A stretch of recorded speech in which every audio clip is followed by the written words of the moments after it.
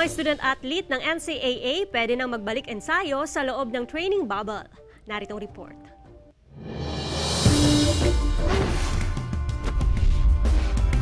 Pinagplanuhan, inilatag, ininspeksyon, formal nang binigyan ng go signal na magpakondisyon at bumalik sa training ang mga kalahok sa Season 97 ng National Collegiate Athletics Association o NCAA at iba pang sporting league. Pumirma ang Department of Health at Commission on Higher Education sa Joint Memorandum para sa balik ensayo ora mismo ng mga student-athlete sa loob ng training bubble ng kani-kanilang mga paaralan.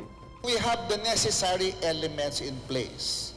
Guidelines that work, vaccination for students and faculty, and universities that are very responsible in ensuring the safety of our students.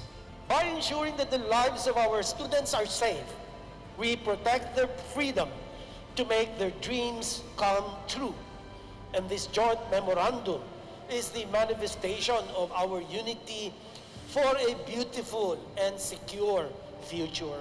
Matapos 100% tumalima sa guidelines ng DOH at CHED, ginawaran ng certification ang 10 paaralang magtutunggali sa NCAA. Ginagarantiya raw ito na bantay sarado ang mga training bubble kontra COVID, lalo pa ngayong may banta ng pagpasok sa bansa ng Omicron variant. Part of the new normal is really recalibrating and being agile. Kailangan yung mabilis tayo mag-adjust. Nagsimula na rin ipatawag ng bawat koponan ang kanilang mga manlalaro na mag-report na sa paaralan at pumasok sa training bubble. We've been waiting for this.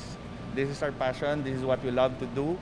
And at least we're a step closer to the resumption of competition. Target daw ng NCAA Season 97 Management Committee na simulan ang torneo sa March 2022, kasama ang GMA Network bilang official broadcast partner. Joan Punsoy, Balitang Miyanan.